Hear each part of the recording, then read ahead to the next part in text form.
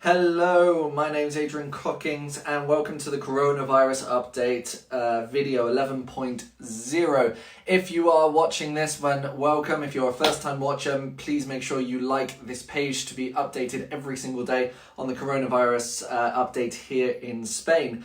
Now, I want to say welcome to everyone who's going to join us today from sunny Spain. It hasn't been sunny for the last, I would say, maybe week, I would say. It's been rainy, cloudy. We haven't had the proper Spanish weather, but we are now live and we have got beautiful sunshine here in Spain, which I think has perked up a lot of people in this tough time. So if you are currently in Spain, enjoy that sunshine. Get out onto the terrace if you can, balcony, garden, whatever. Just soak up a little bit of that sunshine because you never know if it will be here tomorrow or not. So welcome to everyone. So this is going to be the update for the 26th of March 2020. We do have a couple of new notifications to go through and some updates on previous news as well.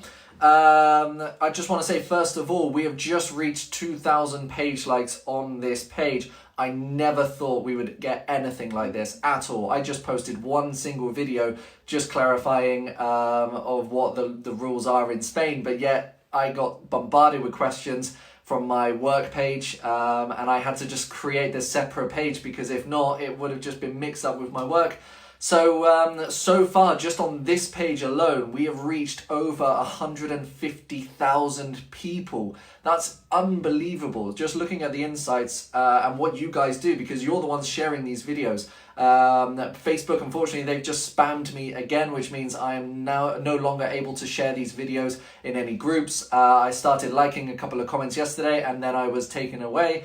I can no longer comment on different. I can no longer like comments. So it's difficult. You guys are doing most of the work right now. So thank you for liking. Thank you for sharing. Thank you for all the thumbs up and the hearts, because you guys are awesome. You really are. All right, so we're going to do, as always, we're going to do a rundown on the infected numbers, deaths, etc. We're going to try and make this a start of the video, but you can always keep up to date with the actual numbers of infections in Spain and the different regions as well, how many are in there, what age groups, etc. Now, I put a post out yesterday. I'll put another post out again, maybe in the comments today. But if you go back to the page, click on that post, it goes to a news organization where they will show you the up-to-date numbers every single day of the infected. Now, as it stands in Spain, we are 56,188 people infected. That is over 8,000 people just in the last 24 hours. We have had 4,089 deaths in Spain, and that is over 650 deaths in the last 24 hours.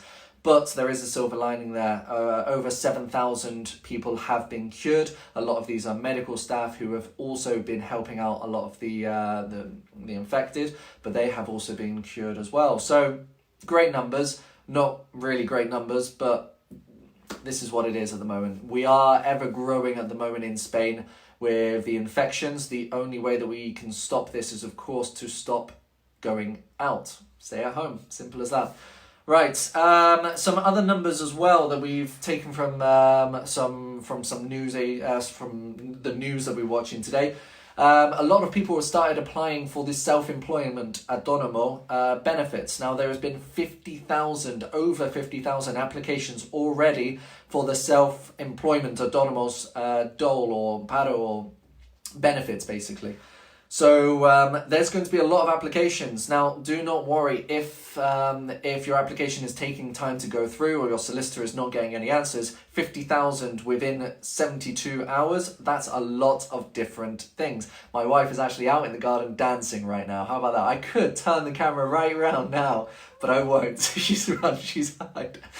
Okay, and there are 200,000 applications already private for ERTEs, which is basically the social security to claim back from the government. But in total, there has been 1.5 million workers, that is 15% of Spain, have been put automatically onto ERTEs from SEPE.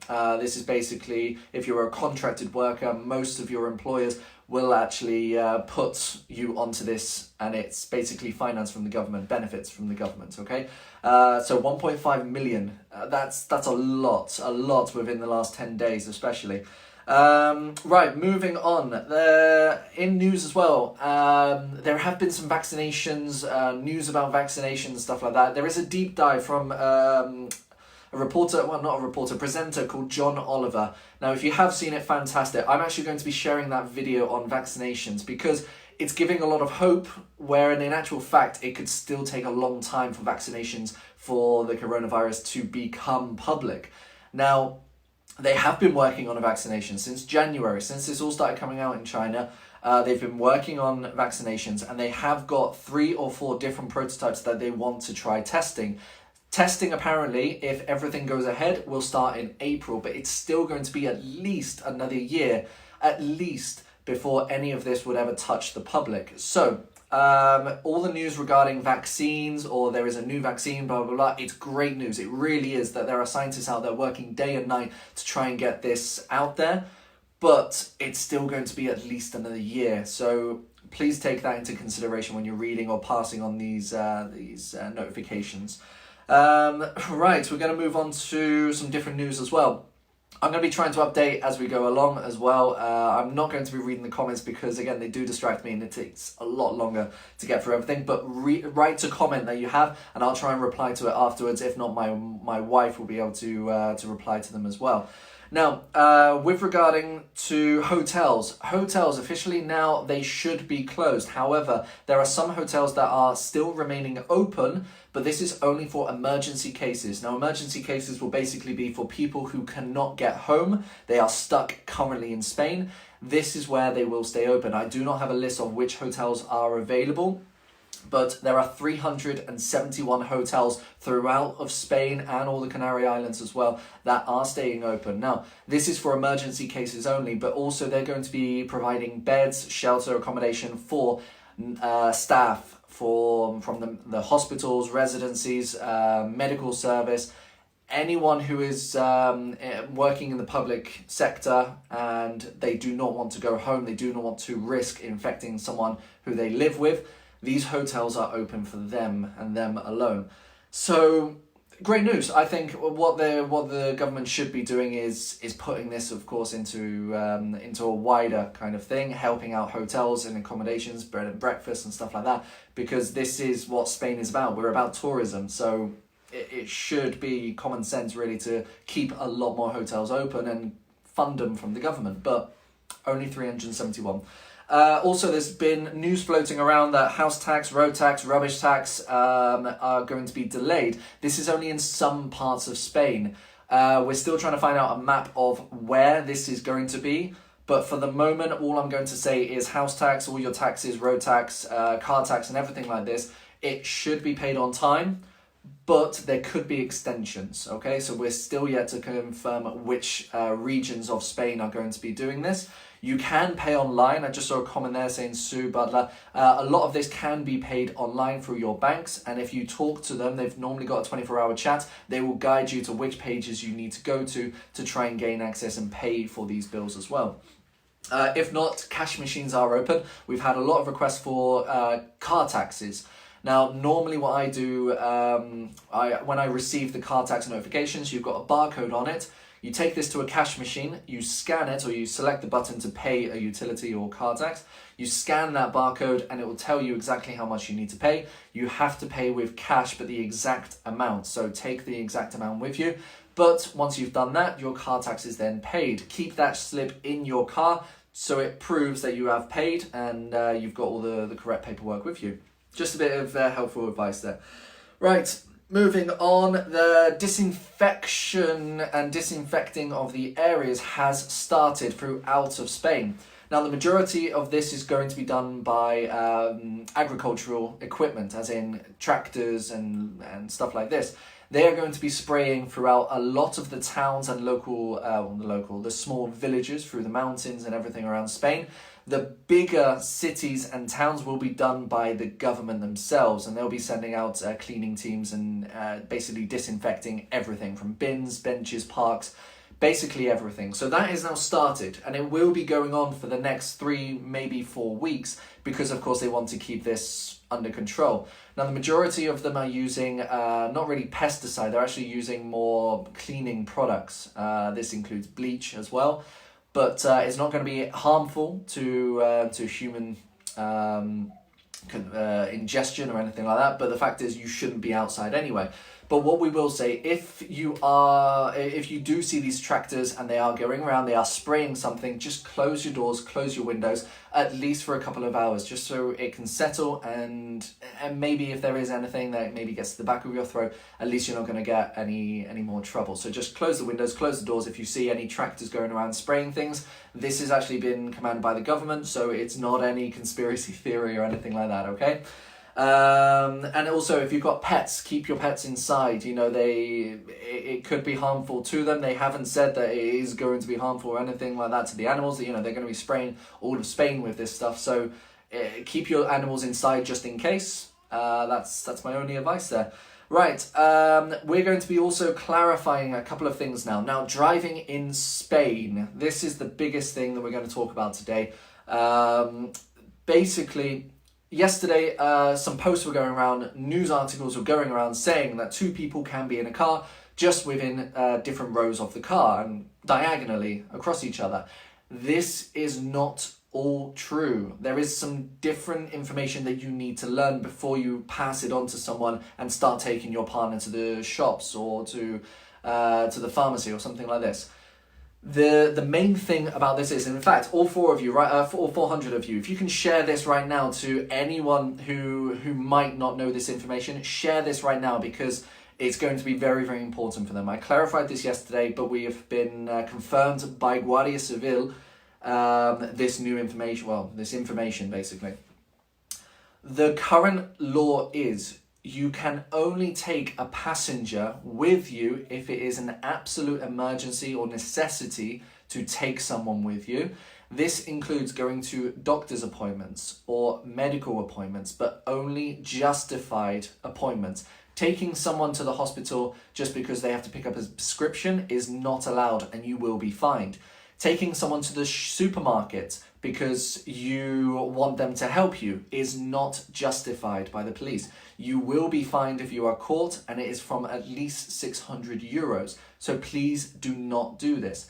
Now, basically what the law was put out yesterday, it was clarifying what the law actually is, because a lot of people were saying, well, no one can then drive.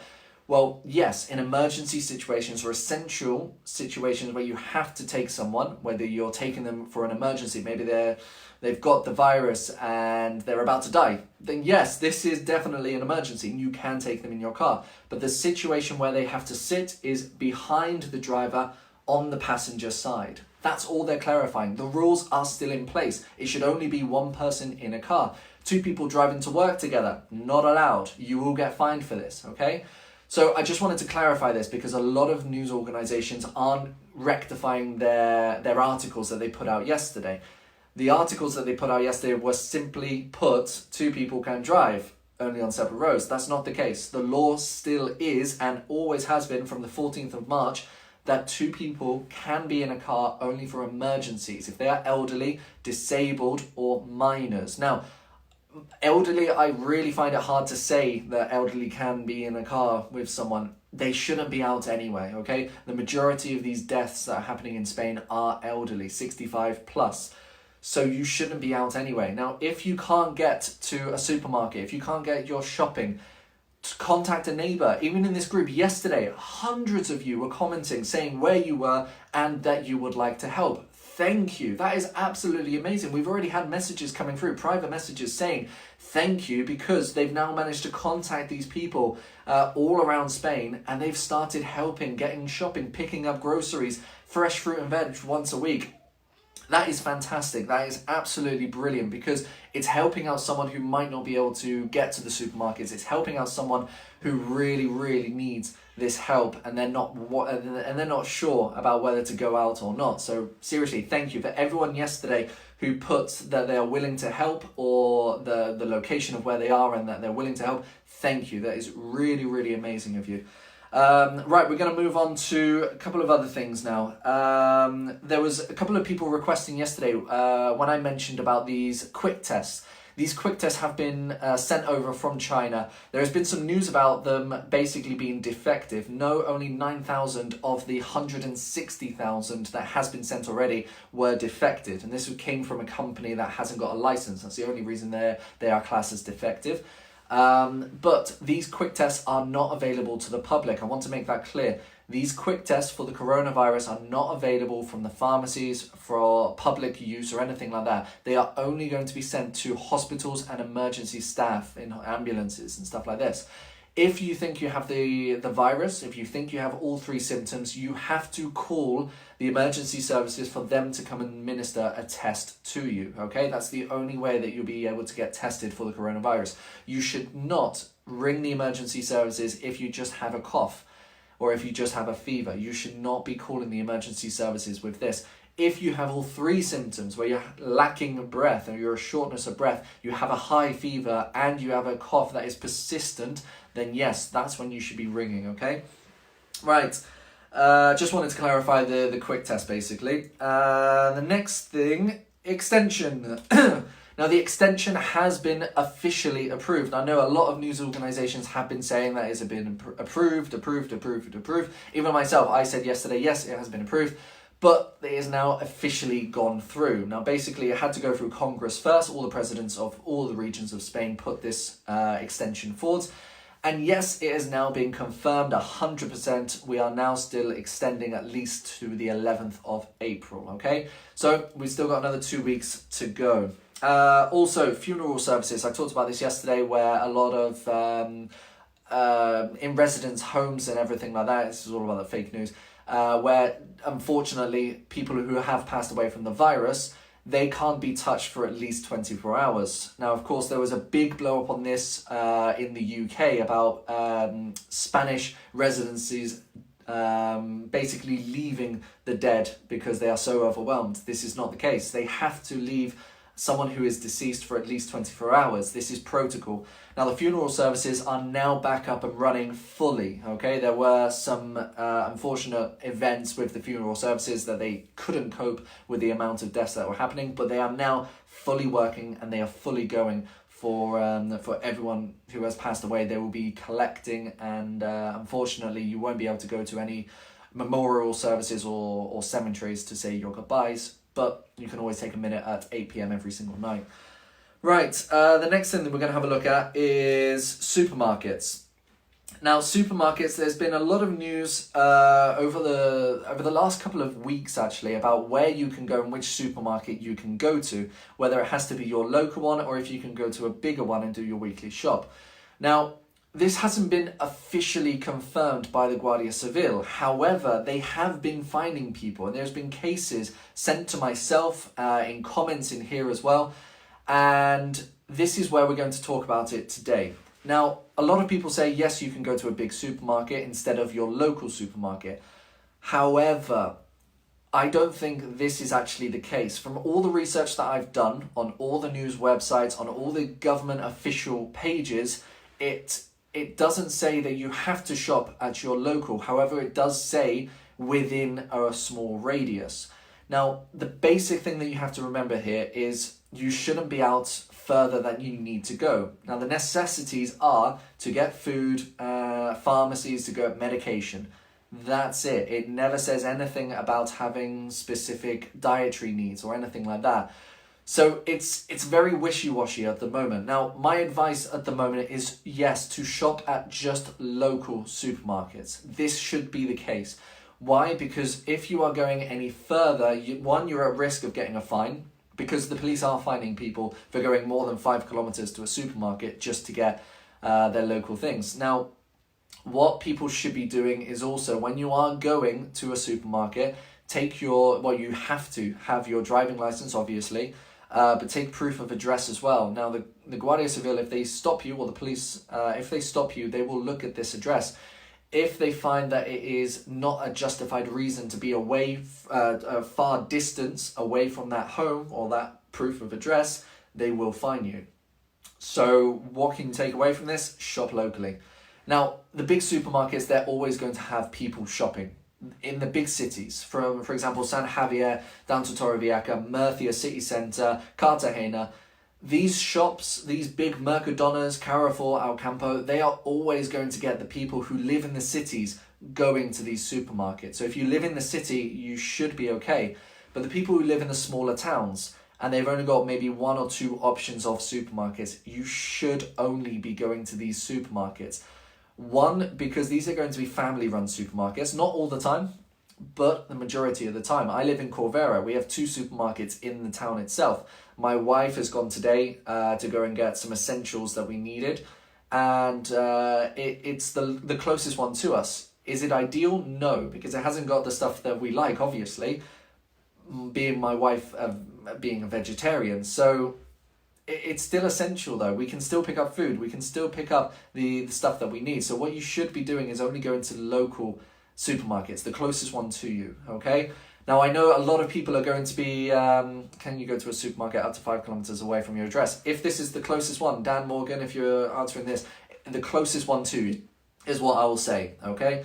If the Guardia Civil know that there are closer supermarkets, obviously on main roads and stuff like that, then they will question your reason for being over 5 kilometers away. So take it away as you wish. My suggestion would be only shop locally. You're going to be helping out someone who is obviously local. If it's a local supermarket, family run, you're helping them out. That's all I can say really about this. Right, the next thing that we're going to have a look at, we've had a couple of people requesting information about appointments in the hospitals. Yes, majority of them have been cancelled or delayed, but the major ones, the essential ones where you're having blood tests taken for essential reasons, where it's chemotherapy or something like this, then yes, these are still going ahead. The best advice that I can give you is to ring ahead or find someone to ring for you, just to make sure that your appointment is still going ahead. Now, when you are going to these appointments, you should only be one person in that car. Now, we've had a couple of people saying that my husband has chemotherapy or my wife is having chemotherapy. Can I take her?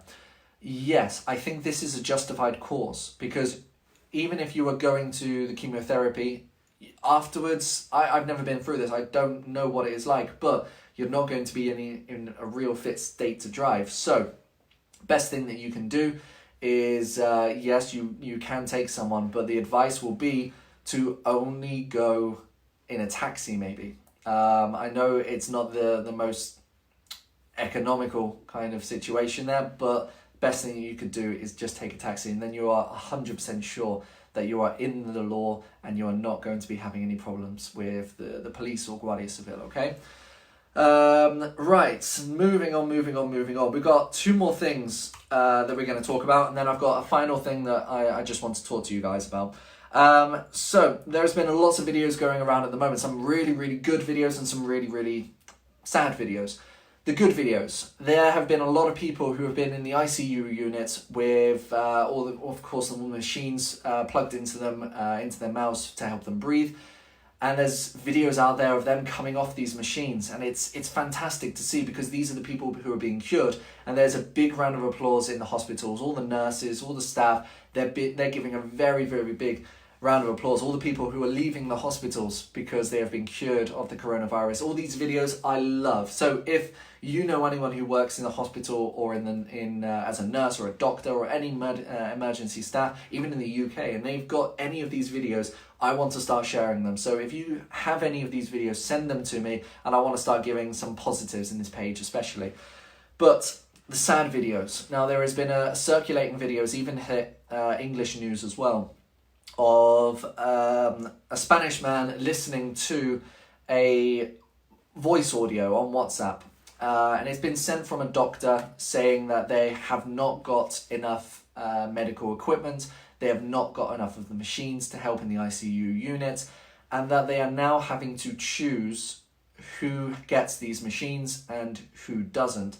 And in the audio it says that the people over 65 are now being taken off these machines and being administered some sort of anesthetic to help them pass on. I don't know the legitimate legitimacy of this video. I don't know if this is real. I don't know if this is fake. If it is real, it is heartbreaking. To know that people are being taken off these machines because they are over 65, that is heartbreaking. That really is. But this goes back to the fake news that I had talked about 2 days ago, where I don't know if I can trust this audio. I don't know where it's come from. I don't know if it is legit. I don't know if the doctor's name is, if it appears in this video. So it's very, very hard to try to understand if this is true or not.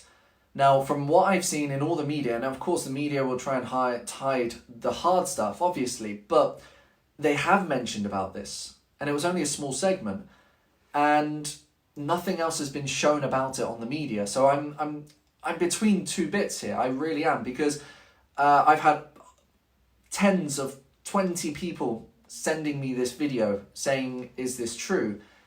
I don't know. I really don't know about this. I don't know the man in the video. I don't know where he is from. I don't know the woman in the audio in the video saying all of this stuff, because there has been a lot of audios being spread around and it's reached England. And I've listened to these, and some of these have actually been faked and they've been debunked already. This one yet hasn't been debunked, but yet there's not media talking about it or enough presence of it online. So I don't know. I really don't know what is going on with that video, especially. I will keep trying. There is credits at the end thanking the translator. Strange. So I will do a bit of research. I will try and find out if there is something that I can find. But from what I've seen over the last week, from what I've received over the last week from audio messages, especially like this, from me, it seems like it's a fake audio. Not him being fake and listening to it and responding, but I think you just have to be skeptical. That's as Trisha's writing in the comments, you do have to be skeptical of what is actually true and what is not in this state of emergency. So yeah, that's a bit of a downer there. But the next thing we're going to talk about before I try and distract you a little bit, what are you guys doing? Now, this is where I want you guys to now interact. You, all 521 of you right now, what are you guys doing to keep yourself sane, to keep yourself going, motivated?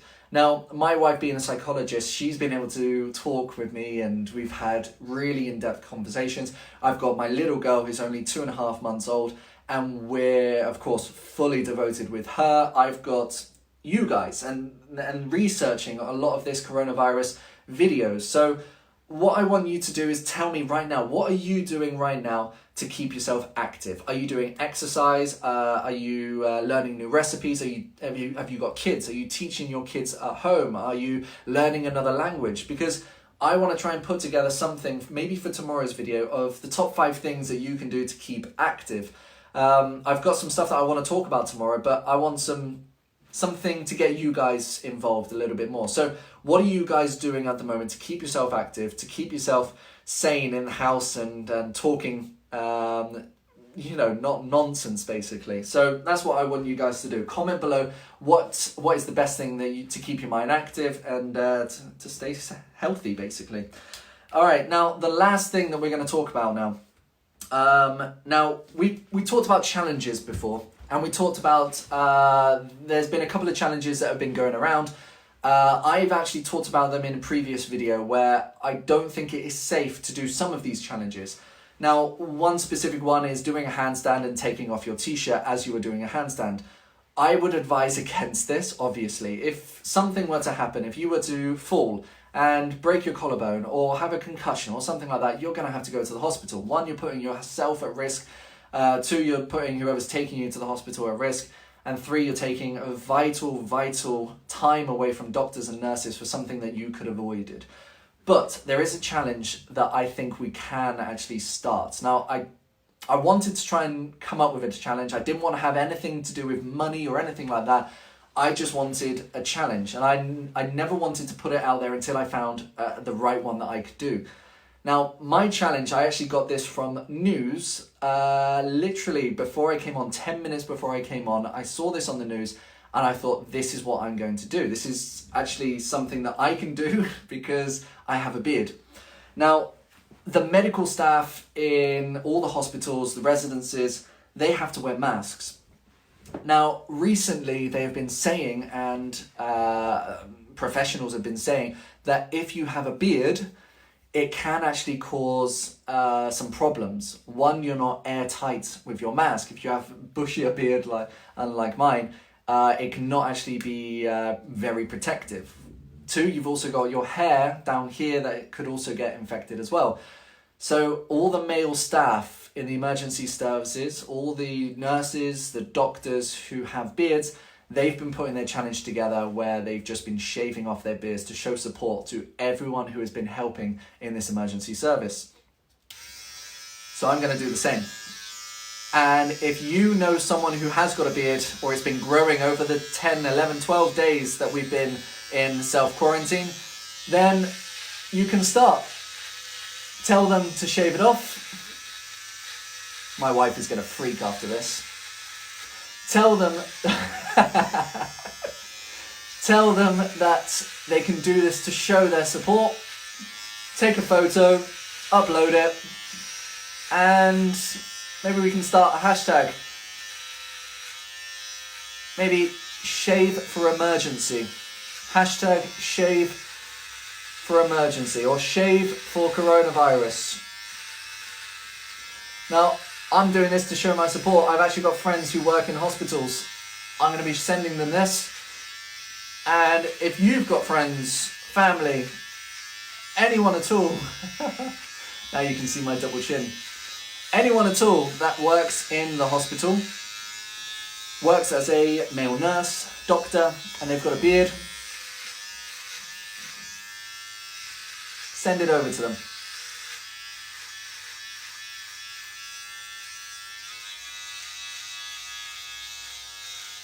Wow. My wife is not gonna like this. Woo. Alright. That should do it for the moment. Now guys, I'm gonna be back.